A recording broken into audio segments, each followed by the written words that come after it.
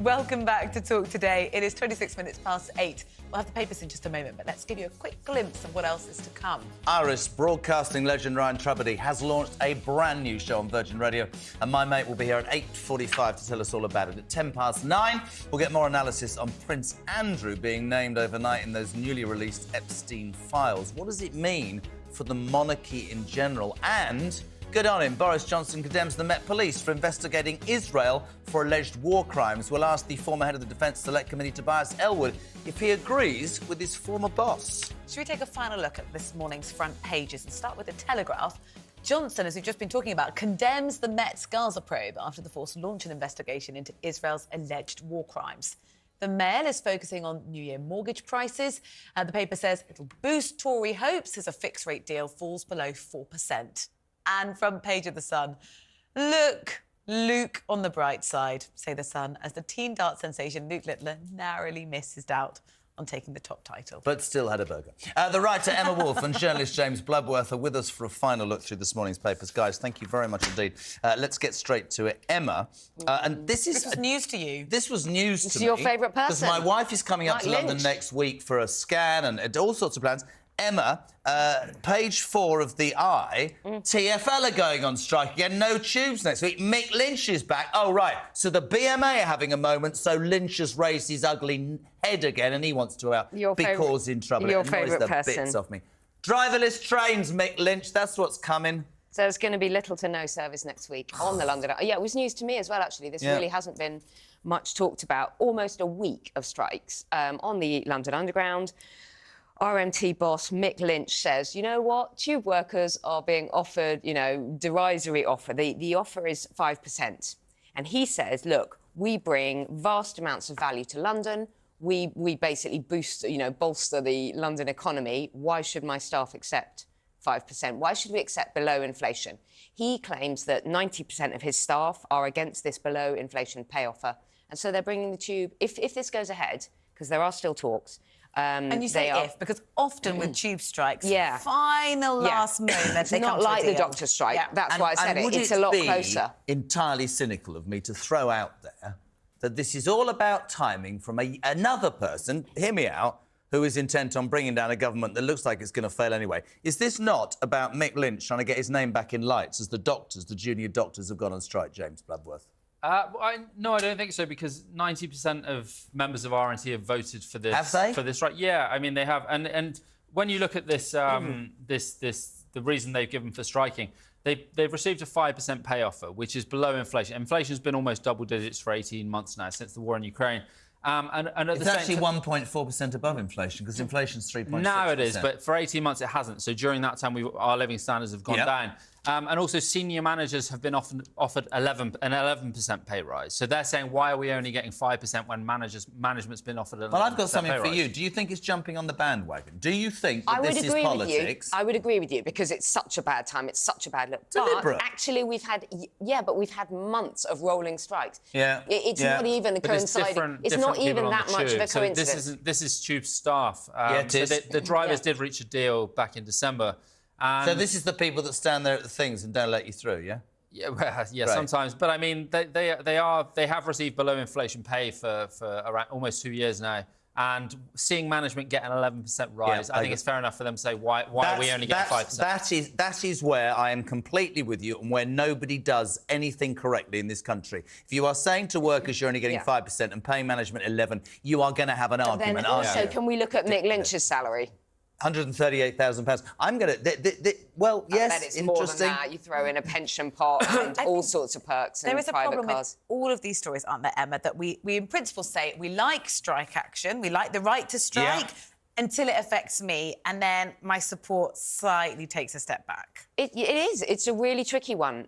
One feels more sympathy for the nurses, for example, who were accepting a much lower offer, couldn't afford to carry on striking. But the consultants than we got do with the 13% consultants, who I straight actually across. think those doctors, many of whom were not junior. A deal across the board. A deal across the board. There are Nurses, so many consultants, other factors, doctors. but Rosie's right that it's such a complex factor.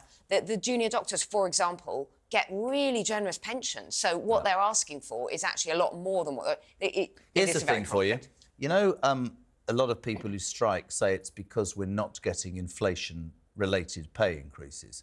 Do you think they'd give it back once inflation's gone down? I mean, probably not, but no one would do that. I think when you have high rates of inflation, you always get more strikes. I mean, the late 90s, 70s, winter of discontent, huge rate of inflation then, and we're seeing something similar now, although not on the same scale. But my problem with this is how it affects, as you say, everyday Londoners, people just trying to get to work and do a job. People like cleaners, people like, you know, hotel staff or whoever, who simply won't get paid if they don't get to work. Just like Just Stop Oil lying down the road. And people, again, I bring it back again and again and again to people in the cost of living crisis who are struggling already. But, yeah, listen, the right to strike is important. For it to work. What? You know, a strike has to hurt for it to work. It's just there maybe a strike fatigue. Shall we move on from strikes? James, front page of the Telegraph. Planning laws are going to change so that heat pumps can go into listed buildings. Why? Yeah, this is heat pumps and also things like double glazing as well, and solar panels. So it's so that basically the planning regulation is going to be relaxed because we need to basically... There are so many old buildings in this country and they also need to become eco-efficient as well. I mean, you have the chief executive here of Historic England saying that listed buildings also need to accommodate some change. It's not about kind of pulling down listed buildings or wrecking them. It's things like installing double glazing, which you might not even be able to notice, but it'll make those buildings much more heat efficient. Solar panels on roofs, if it's not too much of an eyesore. I don't think this is necessarily a bad thing to do. It's... As I say, the chief executive of Historic England is in favour of it, so I think I can get behind it as well. I think we should tear them all down and build new houses for people so they can live there. Emma, I'm being serious. The Sun, page 16. This is a really interesting story. Millions of people going deaf could live longer if they wear a hearing aid, according to a new study. And it kind of makes sense, actually. Hearing aids keep you connected with the world. Sure. People who are experiencing hearing loss are actually up to 25% more likely to die. They did quite a detailed study, a 10-year study. And it's that hearing aids are kind of protective. They ward off things like depression and loneliness and dementia and all those other associated things. And when you lose hearing, and I think about old people that are on their own, you become very disconnected from the world. Absolutely. So it's a really interesting story.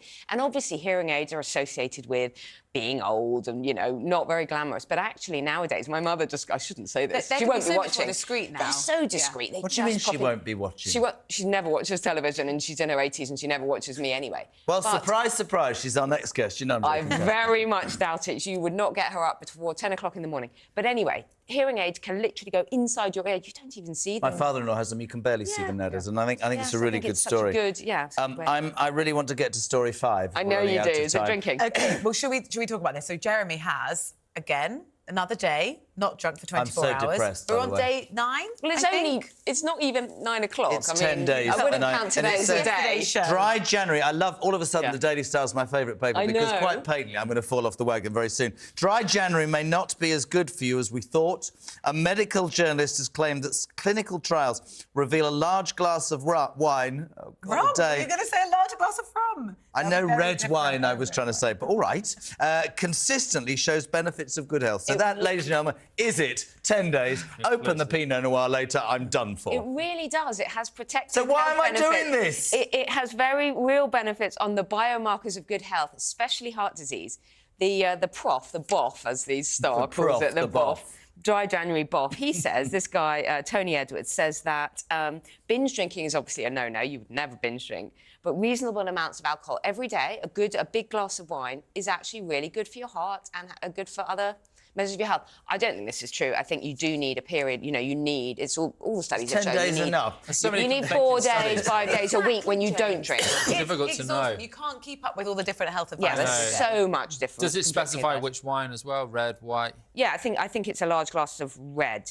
Jay, what would your advice be? I mean, I endorse this, but I've stopped drinking a few days now because I drank every day over Christmas and then I started to just feel rough. Not drinking a lot, but it just kind of catches up with you a bit. I do feel like you do need some detox. So 10 days is quite good to have done. Shall I just fall off the wagon and be done with it? Absolutely not. The thing is, Jeremy, you've got a tricky thing to balance here because we're caring about sleep. Yes. And not drinking. Oh, God. So you've got to choose, maybe. New baby because coming. this My life is in the toilet, isn't it, to be honest? Not quite. Yes. Should we do a final story, James, if we can? Rod Stewart left a very generous tip.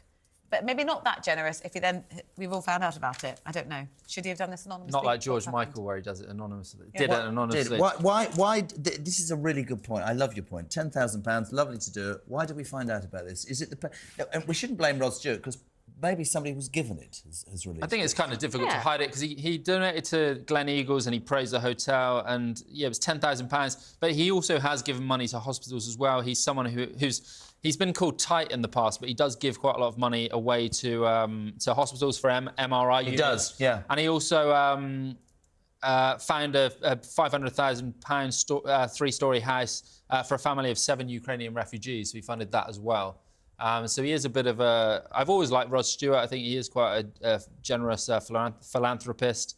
And again, this is another example of it. I don't know what to say. It's quite I nice. don't want to be cynical Are you about inspired, it. It just seems like quite a Jeremy? good thing to do. I tell you, it makes me think about tipping. That's why I hate, and I lived there for 3 years, that's why I hate Americans, because they assume straight away you've got to put down 20%. Well, I think a lot of their salaries are sort of... There's No, the yeah, that's right, expectation that's right. that they're going to get tips to prop them up. There's one other story which is also close to my heart. The Telegraph, James, this morning, front page about GCSE English exams will no longer need to be handwritten. I've told the story about Ava, my 18-year-old incredible kid born with severe dyslexia, and was allowed to do her GCSEs with a computer and a scribe. And a girl who literally, and she wouldn't mind me saying this, couldn't spell her name at the age of 12, got 7, I think 8 GCSEs above 4 or 5, which is astonishing. And I mean, I never understood about dyslexia. She'll tell you a sentence jumps off the page, turns itself upside down. Using a computer got her exams. I think it's brilliant. Yeah, so children sitting GCSEs will no longer have to handwrite them. They'll be able to use word processing computers to do this. I think this is a very, very good step. My handwriting's terrible, so I'm probably biased. But I also think that it benefits kids more to learn how to use basic word processing than just like handwriting. I barely ever use handwriting for work, and I'm a journalist. I write every day, hundreds of words every day. But, I mean, word processing is much more beneficial, I think, for someone in school to learn than It's just a loss, handwriting. though, to I handwriting. do. I think it's a mean, real shame. I'm thinking about my great-aunt Virginia Woolf's manuscripts and just looking at the handwriting, reading her diaries. She was your great-aunt? Yeah. I did reading her book at A-level. What was that called?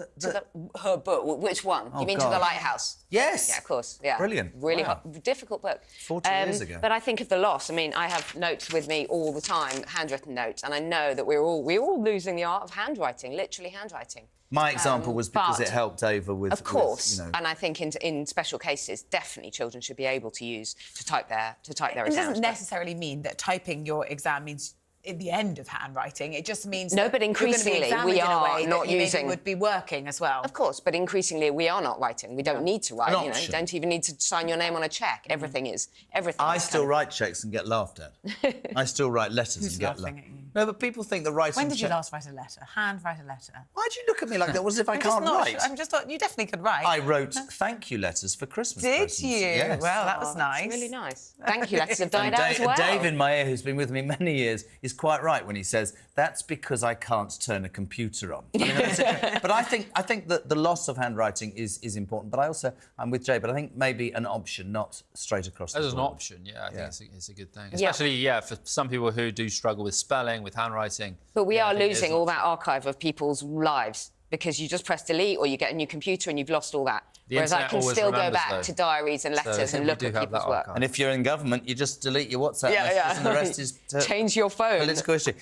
Virginia Woolf, I'm completely blown away. I didn't know Virginia Woolf. yeah. Blimey, that's blown me away. 20 minutes to 9. Thank you so much indeed. Emma Wolf, James Bloodworth, we love you. They'll be back next week. That's a promise. It's